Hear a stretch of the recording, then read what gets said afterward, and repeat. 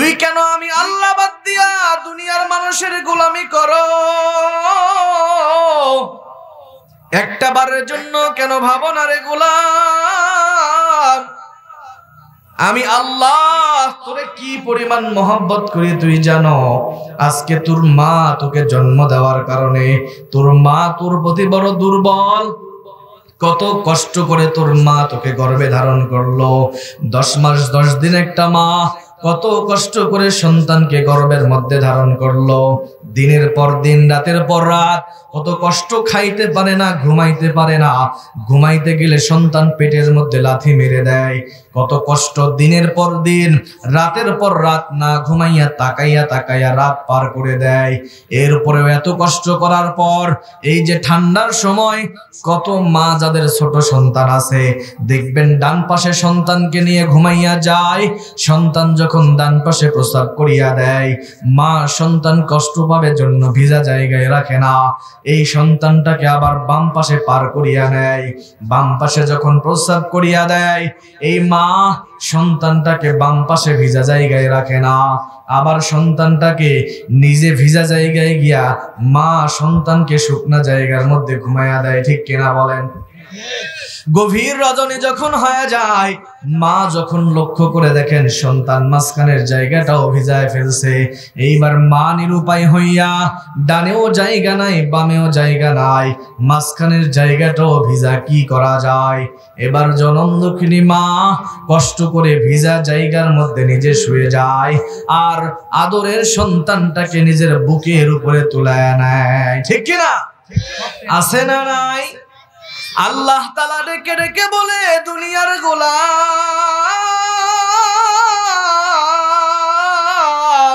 একটা মা সন্তানকে এত কষ্ট করে লালন পালন করার পর, এত কষ্ট করার পরেও যদি তার সন্তানের প্রতি এত মায়া,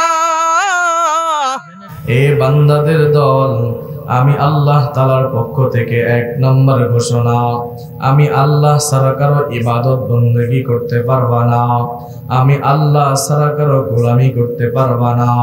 কারণ দুনিয়ার জমিনে দুনিয়ার কেউ তোমারে জন্ম দেন নাই, জন্ম দেওয়ার মালিক একমাত্র আমি আল্লাহ। ঠিক কিনা? আল্লাহ তাআলা বলে, গোলাম, একটা মা কত কষ্ট করে তোমাকে গর্ভধারণ করছে, এই ঠান্ডার মধ্যে, ঠান্ডা জায়গার মধ্যে নিজে শুয়া, শেষ পর্যায়ে মা তোমাকে বুকের উপরে নিয়ে সারা রাত্র কাটিয়া দিছে। এরে গোলাম, এই কষ্ট করে সন্তানকে লালন পালন করে একজন মা, এত কষ্ট করে সন্তানকে লালন পালন করার পর সন্তানটা যখন আস্তে আস্তে আস্তে আস্তে বড় হইতে শুরু করে, সন্তান যখন 1 থেকে 1.5 বছর বয়সে তার কচি জবান দিয়া আলতো আলতো করে মাকে মা বলে ডাক দেয়, বাবাকে যখন আব্বা বলে ডাক দেয়, ও বাংলাদেশের মুসলমানেরা, ও পাহাড়পুরের মুসলমানেরা, দেখবেন কত মা 10 মাস 10 দিন কষ্ট করে সন্তানকে লালন পালন করলো, ঠান্ডার মধ্যে নিজে শুইয়া সন্তানকে বুকের উপরে নিয়ে লালন পালন করলো। এই সন্তানটা বড় হওয়ার পর যখন তার জবানটা নাড়াইয়া একবার মাকে মা বলে ডাক দেয়, দেখবেন ওই জনম দুঃখিনী মা জীবনের সব কষ্ট ভুলে গিয়া ওই সন্তানের আম্মা ডাকে বড় খুশি হয়ে যায়। ঠিক কিনা? এরে নবীর উম্মতের দল, আল্লাহ তাআলা ডেকে ডেকে বলে, দুনিয়ার গোলামের দল,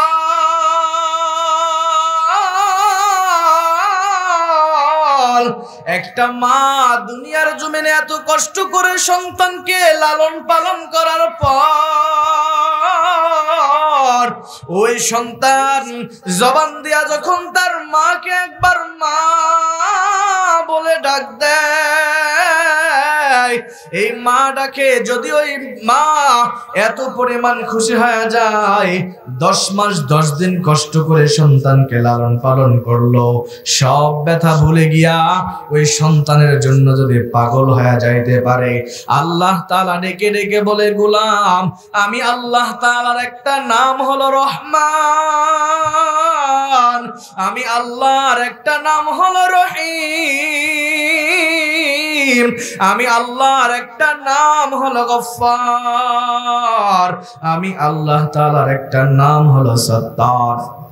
রে বান্দাদের দল, দুনিয়ার জমিনে একটা মাকে যদি সন্তান মা বলে ডাক দেয়, ওই মায়া মা ডাক শোনার সাথে সাথে যদি তার অন্তরটা বড় নরম হয়, এরে গোলাম একটা বার বল, কোন বান্দা যদি আমি আল্লাহর একবার আল্লাহ বলে ডাক দেয়, আমি আল্লাহ তাআলার অন্তর ঠান্ডা হবে কি হবে না? জোরে বলেন হবে কি হবে না?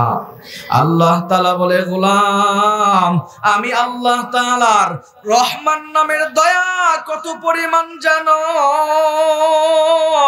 আমি আল্লাহর রহমান নামের মায়াটাকে দয়াটাকে 100টা ভাগ করার পর মাত্র 1% দয়া আমি আল্লাহ দুনিয়ার মানুষের মধ্যে দিয়া দিলাম। এই 1% দয়া মানুষের মধ্যে দেওয়ার কারণে, 1% দয়া পাওয়ার কারণে একটা মানুষ, একটা মা সন্তানের প্রতি যদি এত পরিমাণ দুর্বল হয়, এর বান্দা একটাবার চিন্তা করে দেখ, আমি আল্লাহর কাছে 99% দয়া আছে, আমি আল্লাহ তাআলার দয়া কি পরিমাণ বেশি, ঠিক কিনা বলে?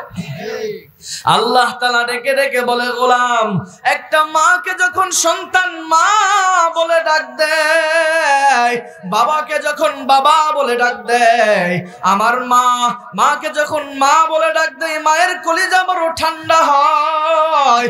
বাবাকে যখন বাবা বলে ডাক দেয়, বাবার কলিজা বড় ঠান্ডা হয়। আল্লাহ তাআলা ডেকে ডেকে বলেন, এরে দুনিয়ার গোলাম, ঠিক তেমনি ভাবে যখন কোন দুনিয়ার জমিনে আমার গোলাম আমি আল্লাহর একবার আল্লাহ বলে ডাক দেয়, আমি আল্লাহ তাআলার কুদরতি অন্তর বড় ঠান্ডা হয়ে যায়। এরে নবীর উম্মতের দল, আল্লাহ তাআলা বলে, গোলাম যখন কোন বান্দা আমি আল্লাহর একবার আল্লাহ বলে ডাক দেয়, আমি আল্লাহ ওই বান্দার দিকে 70 বারেরও বেশি মায়ার নজর দিয়ে তাকায়া দেখি। সুবহানাল্লাহ। এই জন্য আল্লাহ তাআলা বলে, গোলাম আমি আল্লাহ আমি তোকে ডাক দিলাম, ইয়া ইবাদি, হে আমার প্রিয় বান্দা বান্দীদের দল, ইয়া ইবাদিয়াল্লাযীনা আসরাফু আলা আনফুসিহিম লা তাকনাতু মির রাহমাতিল্লাহ। এর দুনিয়ার গুনাহগার উম্মতের দল, কি জীবনে কত বড় গুনাহ করছে রে গোলাম, নিজের গুনার দিকে তাকাইয়া নিজের নফসের সাথে তুমি ধোঁকাবাজি করিয়া নিজের গুনাহের দিকে তাকাইয়া নৈরাশ হয় না। এরে বান্দা জীবনে কি পরিমাণ গুনাহ করছো, গুনার দিকে তাকাইয়া নৈরাশ হওয়ার দরকার নাই, কারণ আমি আল্লাহ তাআলার একটা নাম হলো রহমান, আমি আল্লাহ তাআলার একটা নাম হলো গফফার, আমি আল্লাহর একটা নাম হলো সত্তার। বান্দা তুই জিনা করেছো, জীবনে কি পরিমাণ জিনা করছো রে বান্দা, এরপরেও জিনা করা অবস্থায় তওবা করার জন্য আমি আল্লাহর কাছে ফিরে আয়। এ বান্দা দুনিয়ার জমিনে তুমি মানুষ হত্যা করছো, কি পরিমাণ মানুষ হত্যা করছো, একজন দুইজন করতে করতে করতে করতে 100 জন ব্যক্তিকেও যদি হত্যা করে ফেলো, জালেমের উচ্চ শিখরে যদি তুমি পুষিয়া যাও, এরপরেও শেষ পর্যায়ে বান্দা যদি তওবা করার নিয়ত তোমার অন্তরের মধ্যে ঢুকে যায়, আমি আল্লাহর ভয় যদি তুমি বান্দার মধ্যে ঢুকে যায়, ওই সময়ে যদি তুমি বান্দা তওবা করার নিয়তে আমি আল্লাহ তাআলার ভয় অন্তরের মধ্যে নিয়া আমি আল্লাহর দরবারে তওবা করার নিয়তে ফিরে আসো, আমি আল্লাহ প্রতিদিন তোমার দিকে মায়ার নজর দিয়া তাকায়া থাকি। এ বান্দাদের দল, গুনাহ করে করে করে করে শেষ পর্যায়ে বান্দা যখন বান্দা নিরুপায়, কোনো উপায় নাই, আমি আল্লাহর দরবারে তুমি তওবা করার জন্য আমি আল্লাহর একবার আল্লাহ বলে ডাক দাও, বান্দা তুই ডাক দিতে দেরি করবি রে গোলাম, আমি আল্লাহ তুই জীবনের গুনাহ মাফ করতে দেরি করব না। সুবহানাল্লাহ। আল্লাহ আল্লাহ কে মুবারক नाम है, अल्लाह अल्लाह आशिकू का काम है, अल्लाह अल्लाह तू मेरा माबूद है, अल्लाह अल्लाह तू मेरा माशूक है। আল্লাহর দরকার আছে না নাই? আল্লাহকে ডাকা দরকার আছে না নাই? জোরে বলেন দরকার আছে না নাই? প্রতিদিন আসমান আল্লাহকে ডেকে ডেকে বলে, জমিন আল্লাহকে ডেকে ডেকে বলে, আল্লাহ দুনিয়ার জমিনে তোমার বান্দারা যেই পরিমাণ গুনাহ করে গো আল্লাহ, তোমার সাথে যেই পরিমাণ নাফরমানি করে আমি জমিন সহ্য করতে পারি না। আসমান ডেকে ডেকে বলে, আল্লাহ তোমার বান্দারা তোমার সাথে যেই পরিমাণ নাফরমানি করে আমি আসমান সহ্য করতে পারি না। সমুদ্র প্রতিদিন ডেকে ডেকে বলে, আল্লাহ একটা বার অনুমতি দাও, আমি সমুদ্রের মধ্যে একটা গর্জন তুলব, দুনিয়ার সব গুনাহগার বান্দাদেরকে দুমড়াইয়া মুসরাইয়া আমি সমুদ্রের পেটের মধ্যে নিয়ে চলে আসব। প্রতিদিন জমিন আল্লাহর কাছে ডেকে ডেকে বলে, আল্লাহ তোমার বান্দারা যেই হালে নাফরমানি করে গুনাহ করে, আসমান আল্লাহকে ডেকে ডেকে বলে, আল্লাহ তোমার দুনিয়ার জমিনে তোমার নিয়ামত খাওয়ার পর, তোমার দুনিয়ার জমিনে এত নিয়ামত খাওয়ার পর যেই হালে নাফরমানি করে, আল্লাহ তুমি একটা বার অনুমতি দাও, আসমান লোহা হয়ে যাবে, জমিন তামা হয়ে যাবে। আসমান বলে, আল্লাহ জমিনের মধ্যে এমন একটা চাপ মারবো, দুনিয়ার সব কিছুকে আল্লাহ নিমিষের মধ্যে শেষ করে ফেলবো। আল্লাহ তাআলা ডেকে ডেকে বলে, গোলাম এরে জমিন এরে আসমান একটুখানি লক্ষ্য করে শোন, তুই কেন এই কথা আমি আল্লাহর কাছে বলো? তুই কি জানো দুনিয়ার জমিনে আমার বান্দাদের প্রতি আমি আল্লাহর মায়া কত? এই বান্দারা হাজারো গুনাহ করার পর, হাজারো জিনা করার পর, হাজারো ঘুষ খাওয়ার পর, সুদ খাওয়ার পর আমি আল্লাহর দরবারে আসিয়া যখন আমি আল্লাহর নামটা নিয়ে আল্লাহ বলে ডাক দেয়, আমি আল্লাহ ওই বান্দার উপরে সাথে সাথে বড় খুশি হয়ে যায়। সুবহানাল্লাহ। আল্লাহ তাআলা বলে, গোলাম আমি আল্লাহর আপন বলতে কেউ নাই, লাম ইয়ালিদ ওয়া লাম ইউলাদ, আমার পরিবার পরিজন কেউ নাই, আওলাদ গুণ কেউ নাই, ছেলে মেয়ে নাই, মা বাবা নাই, ভাই বোন নাই, স্ত্রী সন্তান কেউ নাই।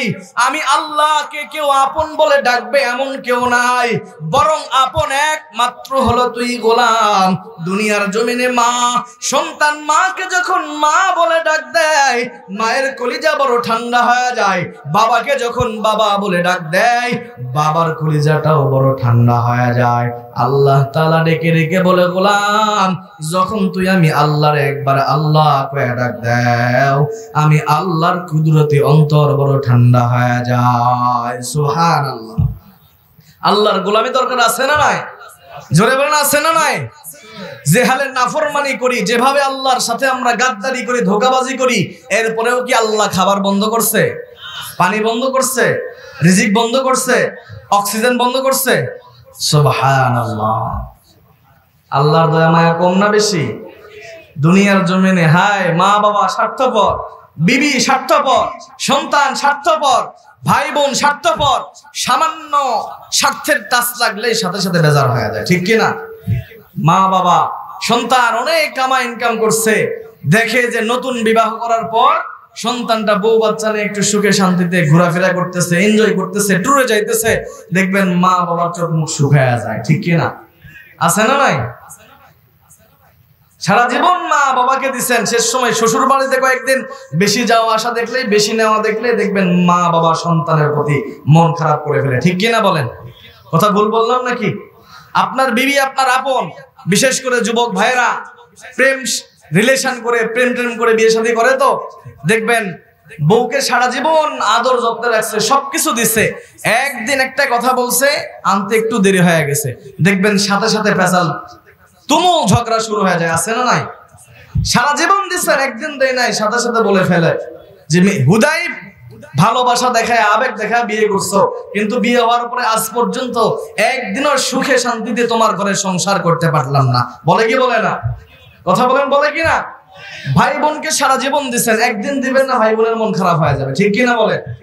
মা বাবা সন্তানের জন্য কি কষ্টটাই না করে, সারা জীবন সন্তানকে কষ্ট করে লালন পালন করছে। দুই ভাই এক বোন, এক ভাইয়ের জমির মধ্যে ভাগ বাটোয়ারার মধ্যে কম বেশি হয়ে গেছে। বাবা হয়তো কোনো ভাইকে কোনো সন্তান কষ্ট করছে বেশি, যার কারণে তাকে একটু বেশি দিছে, আর এক সন্তানকে একটু কম দিছে। দেখবেন এই সন্তানটা মা বাবার সাথে সম্পর্কই নষ্ট করে ফেলায়, আছে না নাই? সব স্বার্থপর, ঠিক কিনা? কিন্তু আল্লাহ কি স্বার্থপর? আল্লাহর ভালোবাসার মধ্যে স্বার্থ আছে? আপনি জাহান্নামে যাবেন, আল্লাহর কোনো লাভ হবে? আপনি জান্নাতে যাবেন, আল্লাহর কোনো লাভ হবে?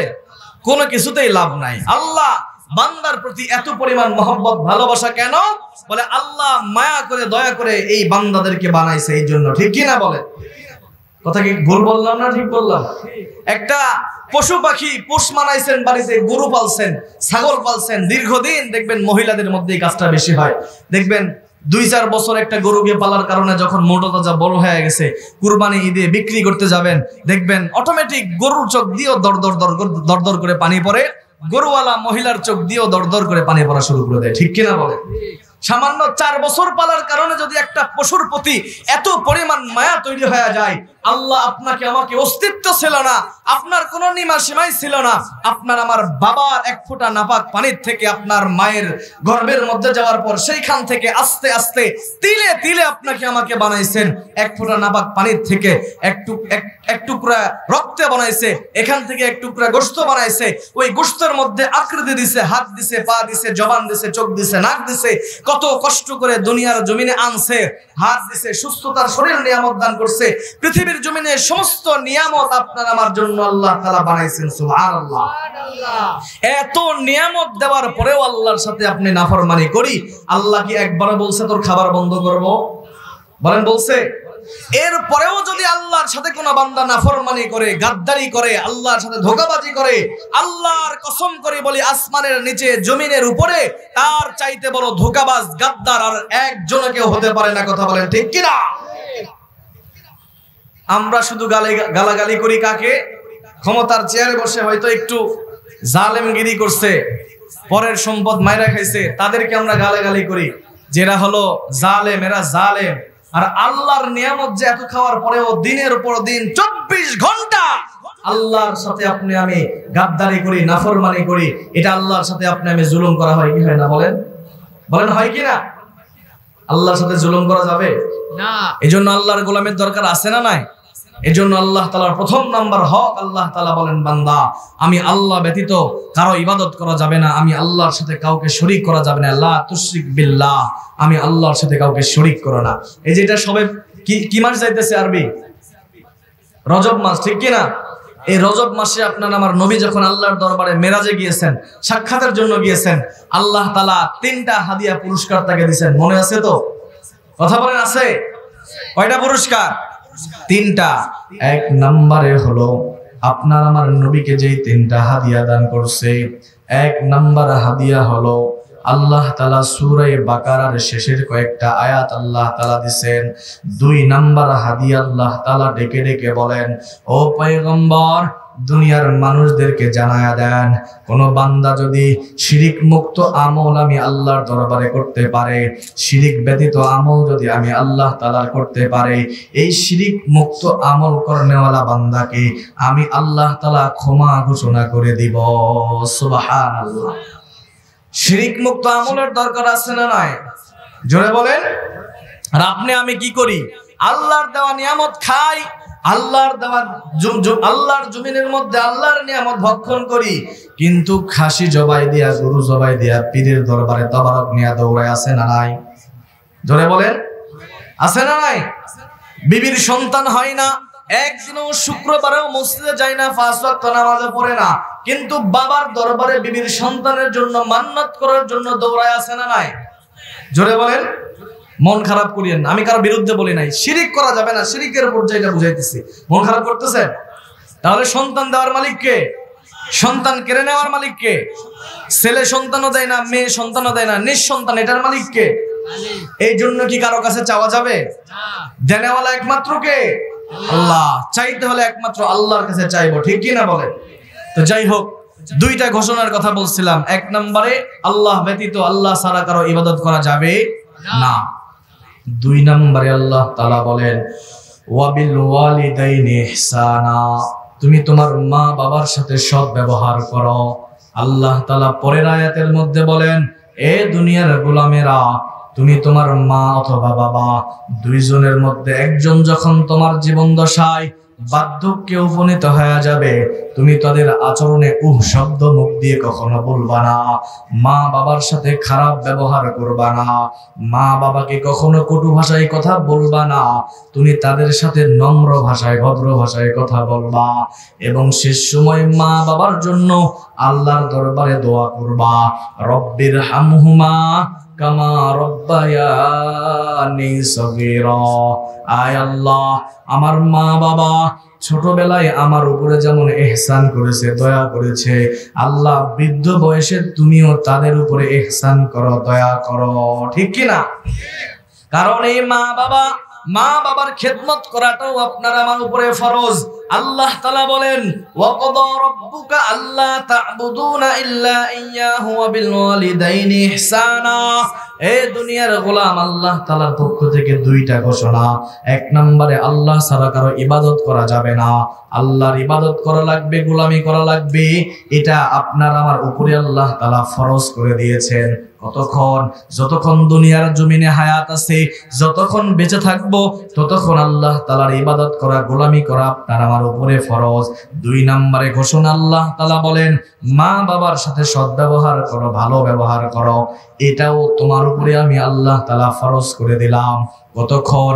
যতক্ষণ দুনিয়ার জমিনে তোমার হায়াত আছে, যতক্ষণ বেঁচে থাকবা, যতক্ষণ আল্লাহর ইবাদত করবা, ততক্ষণ আল্লাহ তাআলার ইবাদতের পাশাপাশি মা বাবার খেদমত করা, এটাও তোমার উপরে ফরজ করে দিলাম। সুবহানাল্লাহ।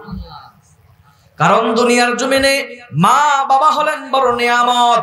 যারা মা বাবাকে খুশি রাখবে, আল্লাহ ওই বান্দার উপরে খুশি হয়ে যাবে। আল্লাহ তাআলার নবী বলেন হুমা জান্নাতুকা ওয়া নারু, এই মা বাবা তোমার জন্য জান্নাত, এই মা বাবা হলো তোমার জন্য জাহান্নাম। মা বাবা যদি তোমার উপরে খুশি হয়, আল্লাহ তাআলার নবী বলেন আল্লাহ তোমার উপরে খুশি হয়ে যাবে।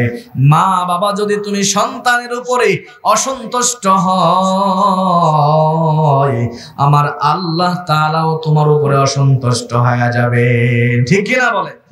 মা বাবাকে কষ্ট দেওয়া যাবে? এরে পাহাড় উপরের মুসলমান, দিলের কানটা লাগাইয়া শোনো, ও পর্দার অন্তরালের আম্মা জানেরা, ও বৃদ্ধ বাবাজিরা, ও যুবক ভাইরা, দুইটা পা যদি আগাইয়া দাও, তোমার পায়ে ধরে বলে যাই রে ভাই, মা বাবাকে কখনো কষ্ট দেওয়া যাবে না। কারণ আল্লাহ তাআলার পক্ষ থেকে দুইটা ঘোষণা, আমি আল্লাহ ছাড়া কারো ইবাদত করা যাবে না। তারপরের ঘোষণায় আল্লাহ তাআলা বলেন তুমি তোমার মা বাবার সাথে ভালো ব্যবহার করো, সৎ ব্যবহার করো। মা বাবার সাথে খারাপ ব্যবহার করা যাবে না, ঠিক কি না? কারণ দুনিয়ার জমিনে মা বাবা বড় নিয়ামত। এই মা বাবা যদি তোমার উপরে খুশি হয়, আমার আল্লাহ তোমার উপরে খুশি। মা বাবার মনে কষ্ট দিয়া, আঘাত দিয়া, ব্যথা দিয়া মক্কা মদিনার কাবার ইমামও যদি হও, একটা ইবাদত আল্লাহর দরবারে কবুল হবে না, ঠিক কিনা বলেন? কবুল হবে? আল্লাহ তাআলা বলে গোলাম, মা বাবাকে অসন্তুষ্ট করে যত বড়ই নামাজি হও, যত বড়ই তুমি বান্দা হও, যত বড়ই ইবাদত গুজারি হও, একটা ইবাদত আল্লাহর দরবারে কবুল হবে না। এজন্য মা বাবাকে কষ্ট দেওয়া যাবে? বরং মায়ের পায়ের তালুর নিচে তেল মাখায়া দাও আর মায়ের কাছে দোয়া চাও। ও মা, দুনিয়ার জমিনে টাকা পয়সা চাই না, বাড়ি গাড়ি চাই না, ধন দৌলত চাই না, কিছুই চাই না, বরং তুমি আমার জন্য দোয়া করো। আল্লাহ তোমার দোয়া কখনো ফেরত দিবে না।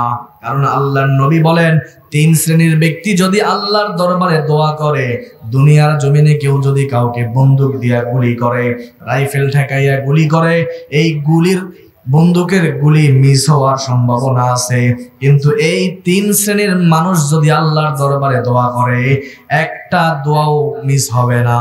সুবহানাল্লাহ বলেন। 1 নাম্বার, কোন জালেম বান্দা যদি কোন মজলুম ব্যক্তি জালেমের বিরুদ্ধে আল্লাহর দরবারে দোয়া করে, ও দয়ার মালিক, অমুক বান্দা তোমার দেওয়া সম্পদ পাইয়া, তোমার দেওয়া নিয়ামত পাইয়া এই নিয়ামতের বড়াই করে আমার উপরে জুলুম করে গো আল্লাহ, দুনিয়ার জমিনে আমার এই জুলুমের বিচার করনেওয়ালা কেউ নাই, এই জুলুমের বিচার তুমি আল্লাহর দরবারে দিয়া দিলাম। এমন ভাবে কেউ যদি আল্লাহর দরবারে দোয়া করে, আল্লাহর নবী বলেন বন্দুকের গুলি মিস হবে, কিন্তু এই বান্দার দোয়া আল্লাহর দরবারে কবুল হওয়া বাকি থাকে না। সুবহানাল্লাহ। 2 নম্বরে, মুসাফির বান্দা যদি আল্লাহর দরবারে দোয়া করে, এই মুসাফিরের দোয়াকে আল্লাহ তাআলা ফেরত দেয় না। 3 নম্বর, নবী বলেন দুনিয়ার গোলাম, কোন মা বাবা যদি সন্তানের জন্য দোয়া করে, এই মা বাবার দোয়াকেও আল্লাহ তাআলা ফেরত দেয় না, সাথে সাথে আল্লাহ তাআলা কবুল করে নেয়। সুবহানাল্লাহ বলেন। মা বাবার দোয়ার দরকার আছে না নাই? জোরে বলেন। এর নবীর উম্মতের দল, মা বাবার দোয়া কি পরিমাণ দামি জানো? শুধু মা বাবার দোয়া আল্লাহর দরবারে কবুল হয় না, বরং মা বাবার বরদোয়া আল্লাহর দরবারে কবুল হয়ে যায়। ঠিক কি না বলেন? পয়গম্বরের জামানায় পয়গম্বরের সাহাবীর এক সাহাবীর নাম হলো আলকামা। আলকামা রাদিয়াল্লাহু তাআলা আনহু এত বড় জলিল কদর সাহাবী, যার আমলের মধ্যে কোনো কমতি নাই, যার নফল ইবাদতের মধ্যে কোনো কমতি নাই, যার রোজার মধ্যে কোনো কমতি নাই, যার দান সদকার মধ্যেও কোনো কমতি নাই। আল্লাহ তাআলার নবীর জামানায় এই আলকামা নামের সাহাবী যখন মৃত্যু পর্যায়ে চলে গেল, একদিন আলকামার বিবি পয়গম্বরের দরবারে আসিয়া ডেকে ডেকে বলেন, ও পয়গম্বর, আপনার আদরের সাহাবী আলকামা রাদিয়াল্লাহু তাআলা আনহু মৃত্যু শয্যায় চলে গেছে, আপনি যদি নিজে যান অথবা কয়েকজন সাহাবীকে যদি পাঠাইয়া দেন, তারা যদি আলকামাকে কালিমার তালকিন দিতে পারে, আল্লাহর দরবারে সে হয়তো কালিমা নিয়ে মৃত্যুবরণ করতে পারবে। নবী আমার 4 জন সাহাবীকে ডেকে ডেকে বললেন, হে সাহাবায়ে কেরামের দল, হযরতে বেলাল সহ ডেকে ডেকে বললেন, তোমরা 4 জন সাহাবী যাও যাও, আমার সাহাবী আলকামা মৃত্যু শয্যায়, তাকে তোমরা কালিমার তালকিন দিতে থাকো। আল্লাহ তাআলার নবীর সাহাবীরা চলে গেলেন ওই আলকামার বাড়িতে। যাওয়ার পরে আলকামাকে ডেকে ডেকে বারবার করে কালিমার তালকিন দেয়, কিন্তু আলকামার জবানে কালিমা আসে না, বরং অত্যন্ত কষ্টের মধ্যে সময় কাটাইতেছিলেন। এই অবস্থা দেখার পর হযরতে বেলাল দৌড়াইয়া পয়গম্বরের কাছে হাজির হয়ে গেল। পয়গম্বরের দরবারে আসিয়া ডেকে ডেকে ডেকে ডেকে বলেন, ও পয়গম্বর, আমরা 4 জন সাহাবী মিলে এত বার করে আলকামাকে কালিমার তালকিন দেই, কিন্তু আলকামার জবানে কালিমা আসে না। পয়গম্বর এই কথা খবর শোনার পর আশ্চর্য হয়ে সাথে সাথে বুঝে ফেললেন এই আলকামার মধ্যে অবশ্যই কোনো ভুল আছে। এইবার নবী আমার বেলালকে ডেকে ডেকে বলেন, বেলাল, জলদি করে যাও, তাড়াতাড়ি খোঁজ খবর নিয়ে দেখো এই আলকামার মা অথবা বাবা কেউ বেঁচে আছে নাকি। হযরতে বেলাল ডেকে ডেকে বলেন, ও পয়গম্বর, হযরতে আলকামার বাবা দুনিয়ার জমিনে নাই, কিন্তু তার বৃদ্ধা মা এখনো দুনিয়ার জমিনে জিন্দা আছে। নবী আমার ডেকে ডেকে বললেন, বেলাল, যাও আলকামার মায়ের কাছে গিয়া বলো আমি নবী তাকে আমার কাছে আসার জন্য বলেছি। যদি আলকামার মা আমি নবীর কাছে আসতে না পারে, আমি নবী নিজে তার সাথে গিয়া সাক্ষাৎ করব। কে বলছেন এই কথা? নবী বলতেছেন এই কথা। বেলাল, যাও আলকামার মাকে বলো, বৃদ্ধা মানুষ, যদি সে নিজে আমি নবীর কাছে আসতে না পারে, আমি নবী নিজে গিয়ে আলকামার মায়ের সাথে দেখা করে নেব। সুবহানাল্লাহ। কোন নবী? যাকে আল্লাহ তাআলা জাহানের আসমান জমিন সবকিছুর বাদশা বানায় দিয়েছেন, সেই নবী বলতেছেন। দেখছেন আর আমাদের জামানার সামান্য ক্ষমতার মালিক মেম্বার হইলে, চেয়ারম্যান হইলে তার পেছনে 24 ঘন্টা 2-4টা চামচ চামচা ঘোরাঘুরি করা লাগে, ঠিক কিনা বলেন? আছে না নাই? পয়গম্বরের আদর্শ দেখেন, কত সুন্দর আদর্শ, এত বড় উচ্চ মাপের নবী আমার, এরপরেও বলতেছেন যে হে বেলাল, যাও আলকামার মাকে বলো, যদি সে নিজে আমি নবীর কাছে আসতে না পারে, আমি নবী নিজে গিয়া তার সাথে সাক্ষাৎ করবো। সুবহানাল্লাহ। আর আপনার আমার মতন অহংকারী মানুষ সামান্য মেম্বার, এমপি, চেয়ারম্যান না হইতেই ভোটের সময় মানুষের হাতে ধরে, পায়ে ধরে ধরে ধরে ভোট চায়। ভাই একটাবার সুযোগ দেন, দেখেন আপনার টয়লেট পর্যন্ত পিচ দিয়ে পাকা করে দিন, এমন প্রতিশ্রুতি দেয়, আছে না নাই? ভোট শেষ, খাওয়াও শেষ। ছোট বাচ্চা হয়েছে, বাচ্চার নিবন্ধন করা লাগবে, এইটা নিতে গেলেও 200-250 টাকা করে ফি দেওয়া লাগে, আছে না নাই? আমার নিজের নিবন্ধন করতে গেছে 300 টাকা ফি দেওয়া লাগছে। কি আজব দুনিয়া! এই যেই দেশ 95% মুসলমানদের দেশ, এই দেশের মধ্যেও কত বড় ধোঁকাবাজি, গাদ্দারি আর জুলুম চলে যে নিবন্ধনের কার্ড বানানোর জন্য যারা প্রতিনিধি তাদের কাছে গেছে, নিবন্ধনের কার্ড বানানোর জন্য ট্যাক্স দেওয়া লাগে, ভ্যাট দেওয়া লাগে। আস্তাগফিরুল্লাহ। আছে না নাই? পাহাড়পুরে মনে হয় নাই? 17 বছর তো পাহাড়পুরে এমন কিছু হয় নাই, হয়েছে কি? তারা এখনো, আচ্ছা তারা এখনো মনে হয় ঘুমাইতেছে বাড়িতে, নাকি বলেন? না দেশ থেকে পালাইছে? আল্লাহ তাআলা এই জালেমদের হাত থেকে বাংলাদেশকে হেফাজত করুক, জোরে বলি আমিন। এক জালেম গেছে, বাংলাদেশের পরিস্থিতি যে বর্তমানে একেবারে ভালো এটা বলা যাবে না, ঠিক না ভাই? ঠিক। বাংলাদেশে আরো যে সমস্ত উগ্রপন্থীরা জেহালে শুরু করছে, আল্লাহ ভালো জানে আগামীর বাংলাদেশের অবস্থা কি হবে, ঠিক কিনা বলেন? বাংলাদেশে যদি কোনো ইসলামী দল বাংলাদেশকে শাসনের ক্ষমতায় না আসে, তাহলে আগামী বাংলাদেশে 17 বছর যে পরিমাণ কষ্ট পাইছি, জ্বালাইছে, এর থেকে 1000 গুণে বেশি জুলুম শুরু হয়ে যাবে, ঠিক কিনা বলেন?